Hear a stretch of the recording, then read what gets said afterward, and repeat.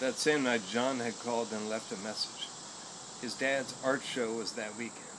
He was arriving in New Orleans Wednesday. "Dust off the clubs and get ready to tie on a big one," he warned the answering machine. The next Sunday morning, second Sunday in April, I walked in City Park. I started with coffee and a bagel at PJ's, sitting at one of the white plastic tables outside under the oak tree. Carrollton Avenue is quiet on a Sunday morning, whereas on weekdays it's fast, loud, and not a good spot for relaxing. I bought the Sunday Times-Picayune from the sidewalk box next to the bike rack, but left it on the table when I was through so it wouldn't weigh me down. I walked up the north side of North Carrollton to City Park Avenue, crossed to the park side and headed for the General Beauregard Rotary and the front entrance to the park by the Art Museum. The Loch Ness Monster floating raft, part of the Celebration Under the Oaks holiday light show, was still prowling the mossy waterway to the left of the park's entrance. In the dark, the lighted beast appears to loop its serpentine self above and below the surface of the water 3 or 4 times over a 20-foot distance. The monster is a spare wire frame mounted to a narrow wood and foam platform sitting plumb on top of the water. Daylight reveals the illusion. The miniature railroad tracks in the park curve out to the sidewalk around the pond, then straighten through the trees toward the grassy field to the left of the boulevard which connects the Rotary to the museum. On the museum side of the pond, pulled close and tied up in the mud, was just another floating figure of lights. A giant pelican facing 3 fish figures in a trajectory arc. After dark, as with the serpent, the pelican's lights bring it to life. With intermittent blinking, the small light bulbs outlining the pelican's beak and gullet reveal 2 positions, beak closed and beak open. In a carefully timed bit of Darwinian choreography, the 3 static fish become 1 jumping fish, lighting up one at a time, from farthest away to the middle position to the final fatal position just in front of the waiting pelican's electric mouth, by then wide open. The fish lights go out for a 3 or 4 count, while the mouth lights switch to a swallow. The grass is sparse at the skinny end of the field, but is thicker near the museum and the famous dueling oaks, or dueling oak, it turns out, appropriately enough.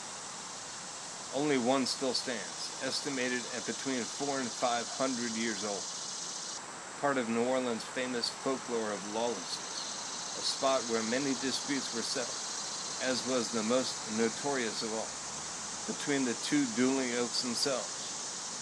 Men with guns, as Mr. Sayles put it, drunk men with guns in the woods. The Art Museum is like many other art museums, neo-classical old building flanked and reinforced by a tasteful neo-modern newer wing, a bleached concrete, marble and glass monolith draped with a 2-story tall banner for the latest exhibit. This month, the eggs of Fabergé, aka the Tsar's family jewels, or something to that effect. A fleet of Van Gogh museum minivans were parked out in front at the curb by the water fountain. A harmless fun, perhaps an inevitable play on wheels. Phyllis's sordid narrative notwithstanding, Carol was still in play, I decided on my walk. The facts of flirtation explain it. The evidence suggests attraction. The best thing about life is that the truth is what it lets you make it.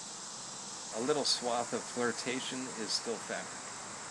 She wants to take a walk with me in the park. Maybe knock some tennis balls back and forth. Throw a frisbee.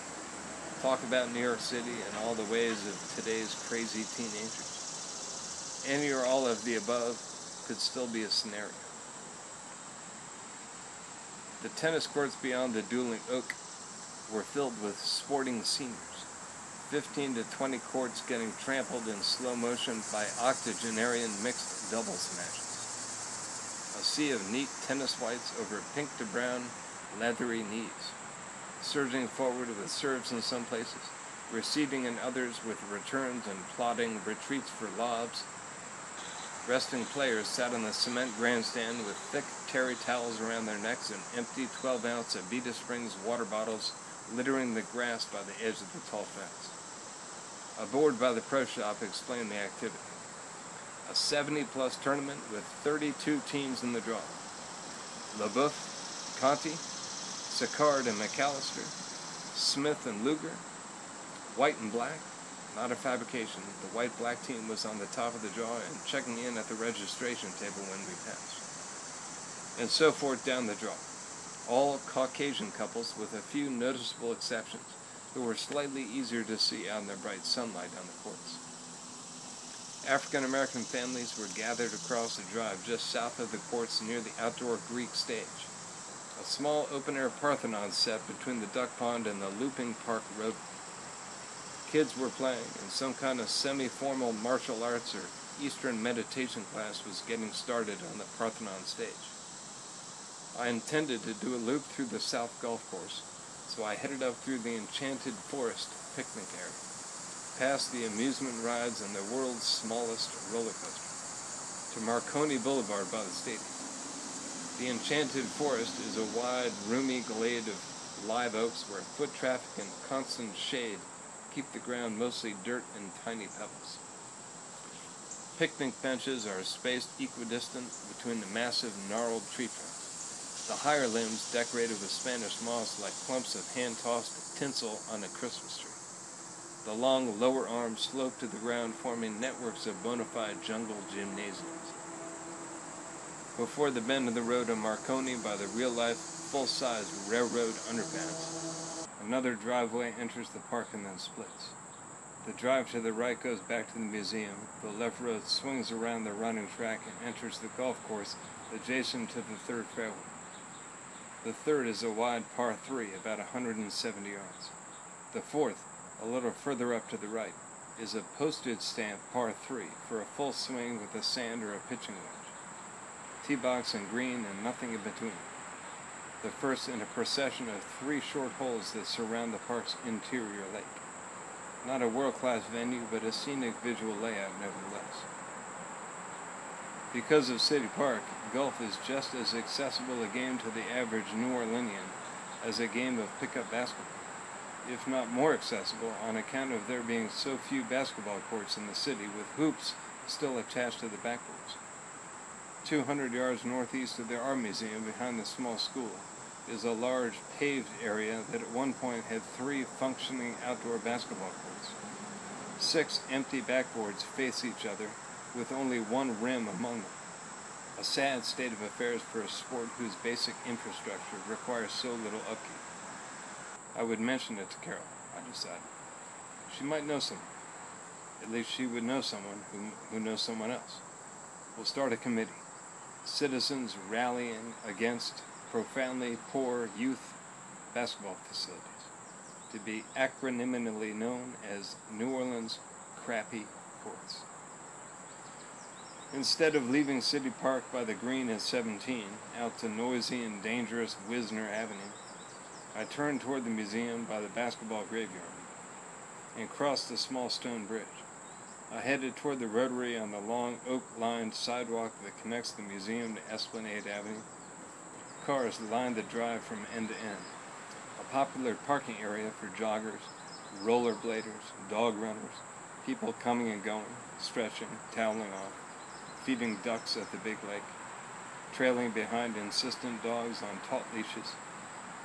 Near the rotary end, I walked in the neutral ground and inspected the large, colorful flower bed, obviously tended to with great care and expense by the City Park groundskeepers. Lots of different kinds, to the untrained eye, including tulips of several different colors and maybe also snapdragons. From the mouth of the footbridge on the north side of Bayou St. John, I retraced my steps from the week before, after departing Carol's company, finishing my walk through the small tree-covered triangular neighborhood, then out the backside by Orleans by the old can factory. At 2:30, John called. He had just landed and already had his mom's car. At 10 of 3, he pulled up in front of the house, stepped in and walked back through the open rooms. I offered a preparatory glass of water before we headed out. All set. he said, holding up a Heineken can. Nice place, by the way, he added. I'd lose the Twinkle Toes Blue outside, but that's just me. That was Carol's choice, I explained. He didn't know Carol. Who's Carol? My landlady. Oh yeah? John acted puzzled for a second, as best friends do when they hear new names never mentioned before. Markers for the distance that creeps into relationships when you live in different cities or move to new neighborhoods. Quickly unconcerned, John continued. So where are your clubs? I'll put them in the car. You pass them. Okay, let's do this. Finish up. The air thick with the hot blended sounds of chirping birds, giant insects, and nearby traffic. I suggested playing the South courts, but John disagreed. The South is terrible, John remarked. Which then?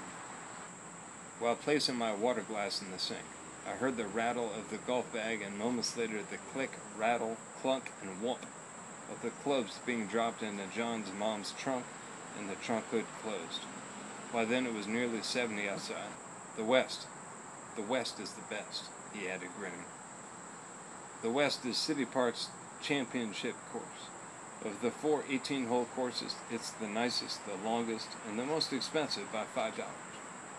What is somewhat strange, though typical of John, is his interest as a terrible golfer in playing the most difficult course in the park. An avid sportsman, as well as a highly paid lawyer, John in turn complements his miserable golf game with some of the finest clubs in the market, clubs used by several top pros. John also wanted a cart, so we got a cart. It would give us a better chance at a full 18 before dark. A cart also makes it easier for John to chase down all those hooks and slices. John bought new golf shoes while I held our place in line. John teed off first. He sliced hard and high halfway up the 18th fairway. Any good mood he'd come with evaporated during his left-leaning follow-through. Then his competitive golf personality took control, characterized primarily by a sense of bewilderment, though coupled with an all-encompassing broad-minded anger that originates from his lack of luck, read skill, in golf, but extends to his lack of luck, skill, with all things that ever gave him trouble. However, John is a true lover of the game, despite predictable spells of front-nine depression, a frustration that gives way only when the eventual numbness of true self-awareness sets in later in the round, once all illusions are torn away by the natural forces of play. Shorter golfers, like John, are at a disadvantage stemming from the lesser angle between their eyes and the ball, where it sits on the ground out in front of them. Height under 5'7" produces an awkward reachiness, a lesser relationship with full-length clubs that can dash a shorter player's hopes for ever having a real command over the ball. A coordinated runner and a good all-round athlete, John's appreciation for a golf club's possibilities is sadly limited. A slightly taller player knows what it feels like to swing a club with at least some degree of comfort at address, though making good contact is another matter altogether. While John was analyzing his failed swing, I teed up and topped the ball, creating a pounding end-over-end grounder, which is an ugly shot to show the crowds at the first tee, but an entirely playable one for having pounded up the middle of the fairway, albeit not very far. Miraculously, the West went well for both of us that day. After a few warm-up holes, our scores dropped to respectable and stayed there until the end of the back nine when the darkness set in.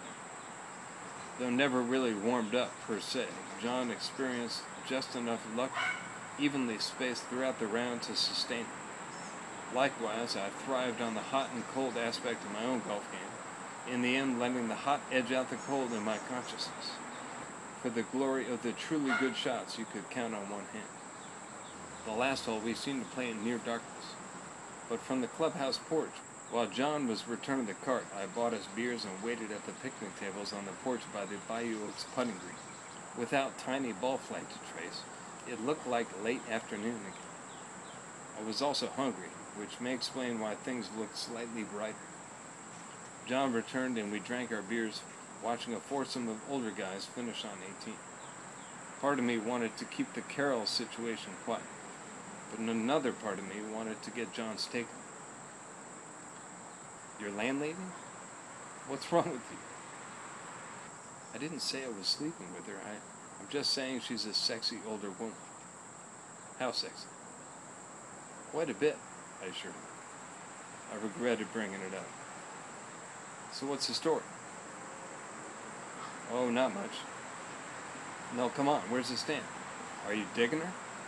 John raised his eyebrows and looked sideways out the left sides of his eyes. Well? Cool lady. Quite, how should I say, voluptuous. No strings? John asked. Oh, strings all over the place. Complicated, actually. In fact, there's probably good reason to avoid her like the bubonic. John talks like this, so I'm apt to talk like this when I'm around him. But not good enough, John laughed. What do you mean? I asked. No reason not to risk it, right? You're a king of infinite space, John, I told him. Then Phyllis came to mind, and it seemed like a good redirect to tell John about her, to balance the picture and maybe render the whole thing meaningless in the process.